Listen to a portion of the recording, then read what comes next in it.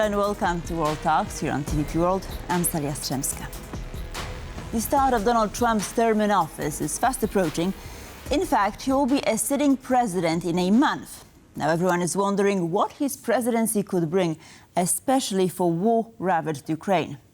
According to media reports, Kyiv and its European allies believe they have a chance to shape the incoming president's plan to end the war.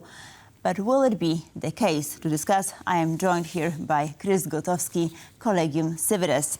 Hello, sir. Delighted to have you with us. Thank you for joining. My pleasure. It's great to be here again. All right. So what do we know for sure about Trump's plans for Ukraine, apart from the fact that he wants to end the war in 24 hours? Trump's a little bit of a loose cannon. So he's really unpredictable. What we know for sure, generally speaking, what's been consistent, that Trump is an isolationist and non-interventionist. That being said, Trump doesn't want to come out as like a loser from this conflict as well.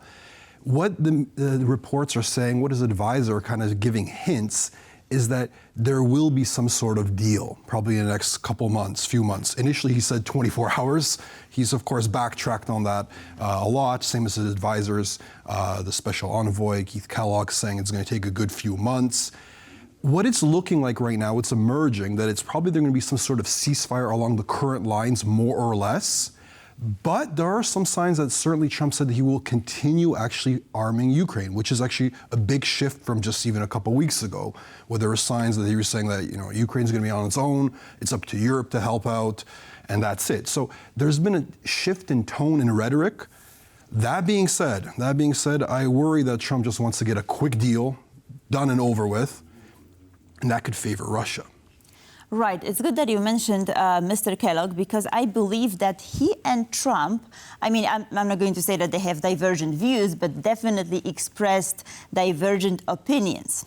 So, for instance, I'm referring to the long-range weapons, the use of long-range weapons to strike targets inside Russia, right? So Kellogg says it's fine. Mm-hmm. Trump is against that. So who will matter more moving forward? Do you think that Trump will have a final say, or will he listen to his advisors? It's a great question. It really is, because also we have to see who's going to be actually in his cabinet, who's his advisors are going to be. We know more or less, but we still don't know who's going to get Senate approval. But it is a good question. Is he going to be listening to kind of, let's call them the adults in the room? Let's say that, Keith Kellogg, Marco Rubio, Mike Waltz, etc., or some people like Tulsi Gabbard. I'm not sure she's going to get Senate approval, but it's a big question mark. Who's going to be listening to? Is it going to be Elon Musk, Don Jr., or Tulsi Gabbard? Those are his people around is in an inner circle as well. Something tells me maybe actually it's going to go the other way around. That when he's going to see the facts literally on paper, he's going to start listening to people like Keith Kellogg. That being said, like I said, I do worry about this short-term deal that he wants to do, that he wants to get it done and over with. And it's not only actually about Ukraine, I'm focusing on Ukraine, but he's even saying the same thing in the Middle East. He wants the conflicts to be done and over with. He wants to become president when there's no wars, conflicts. It's easier said than done. But coming back to the main point, I do think he's starting to listen to more people like Keith Kellogg. Hopefully it's going to continue, because, of course, when you look at the people around him like Elon Musk and his son, the way they post on social media, it's a scary thought for Ukraine. But we will wait and see. But there's been certainly a shift in tone and rhetoric over even the past few days, which is, I think, good news for Ukraine.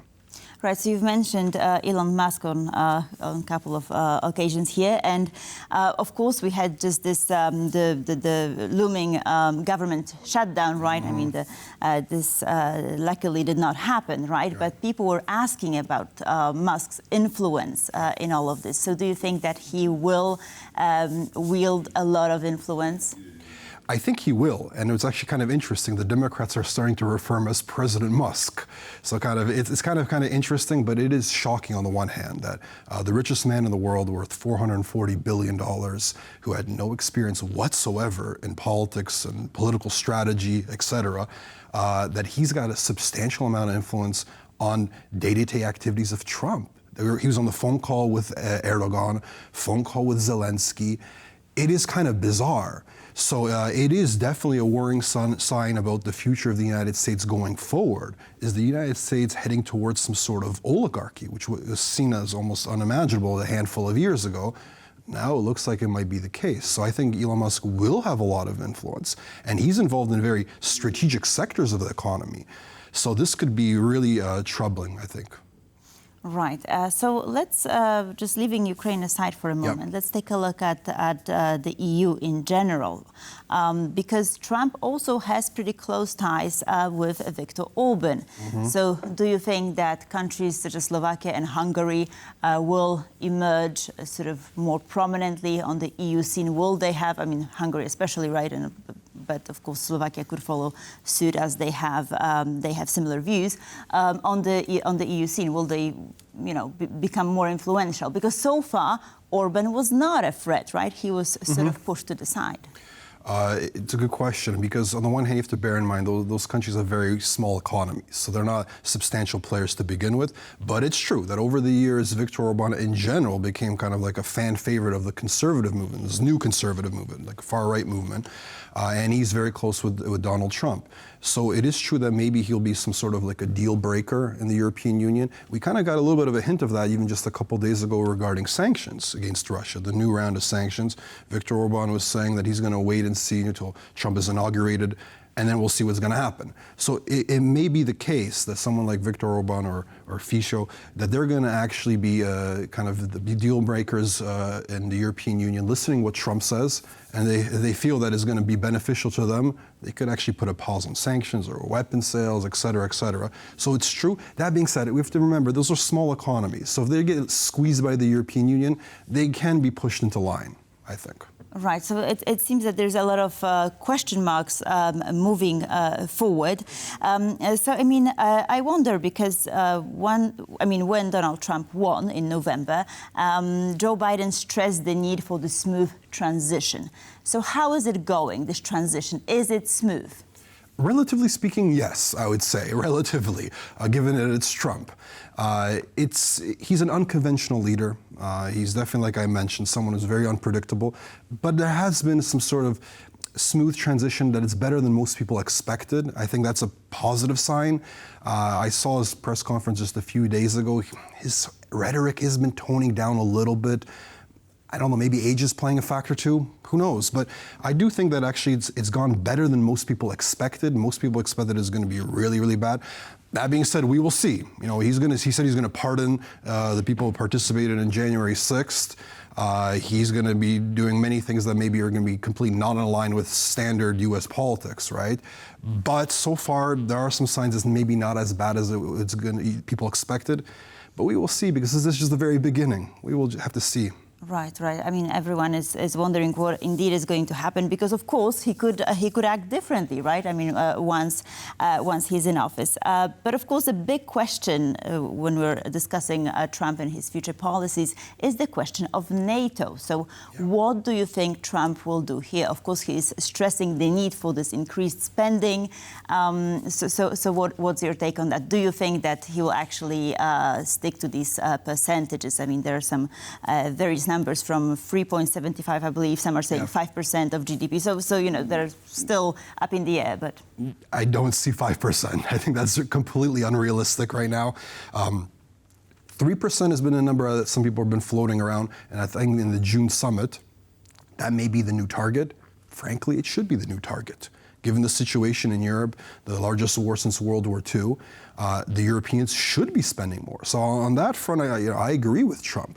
Of course, the style, the way he does it, maybe it's not really appropriate. But nonetheless, I do think he's going to be pushing for that. Not 5%, but let's stick with 3%. If the European countries could spend 3% of GDP on their army, that would be certainly a good thing for Europe, for the security of Europe, and good thing for Trump. He could sell that as a win. Right? He wants to be seen as a winner. He could be said that he's pushing the Europeans. Finally, they're acting, right? Right, but what about those countries which are not able to spend as much? Well, a lot of those countries actually are not the border countries, right, with Russia, which is actually, that's important to say. But nonetheless, it's true. Spain, Canada, those countries spend way, way below. Now, speaking of Canada, that's another issue Trump has. But aside from that, probably there'll be more pressure on those countries to spend more. But the fact of the matter is the countries who are actually under the most threat, they do spend quite a lot right now, right? Namely Poland. Right, that's for sure.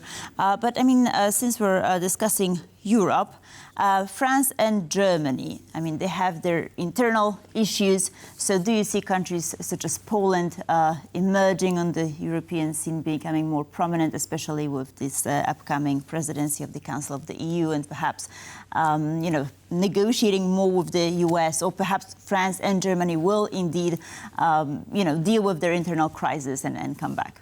Well, certainly Germany has some big issues, big problems at the moment. So not only do they have elections coming up, but economic problems that seem to be persisting much longer than many people expected. So I think Germany's got a handful of problems on its hands right now. Poland may emerge as a stronger player. That's true. Poland's got a strong economy, 20th largest in the world, big player in the European Union. I think it's a good opportunity actually for Poland to be able to step up and show that they're a stable player. They spend a lot on their defense, a strong ally of the United States, pro-EU. I think it's a very important, good time for Poland to really step up to the plate. France, I think, is going to try to maintain a strong role. They took the leadership role from Germany, I think, a few years ago, but also they have a number of problems as well, politically and economically too. So Poland does have a good opportunity at this moment, I think. Right, and one of the slogans that has emerged regarding Ukraine and the war is nothing about Ukraine without Ukraine, right? And you've mentioned that Trump might want to push for a rapid ceasefire.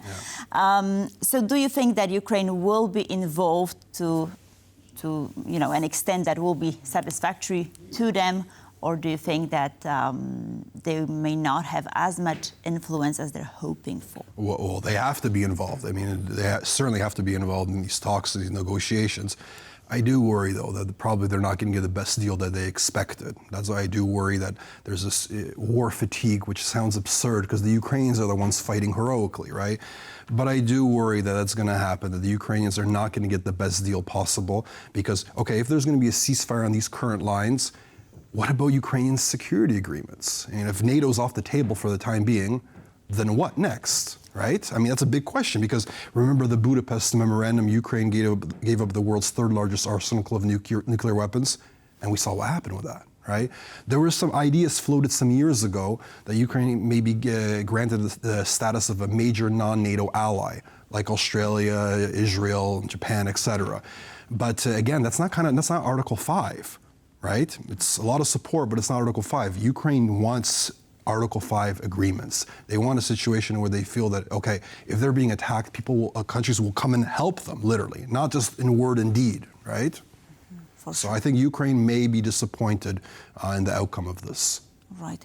And just to sort of round up our talk, I wanted to ask you about the level of knowledge that Trump actually has about Ukraine, because there was this situation where he said that Ukraine lost 400,000 men, if I'm not mistaken, and then Zelensky rushed to correct that. Yep. So do you think that he is briefed correctly on the situation in Ukraine? Maybe not now, but he will be. But again, depends who's going to be in his inner circle. But I think he will. He does have a better understanding than what he says.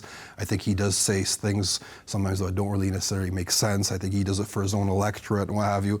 But I think once he's president, he's going to have people telling him facts are on the ground. So it's true. But yeah, I do agree. Sometimes he tweets things or on X or on other social media sites that he uses that you start wondering, where is he getting his facts from? The same with his son, same with Elon Musk for that matter, right? And that is concerning. But I do think, I hope too, that the people are going to be around and are going to be telling him the real information on the ground, and he's going to actually be able to actually determine what needs to be done instead of getting information from someone like Tulsi Gabbard. Right, definitely. And well, January 20th, an important date for all of us. So fingers crossed that things will go according to plan, at least for Ukraine. Chris Gotowski, thank you so much for being with us this morning. It was my pleasure. Much appreciated. Thank you very much. And thank you for watching. Please stay tuned for more here on TVP World.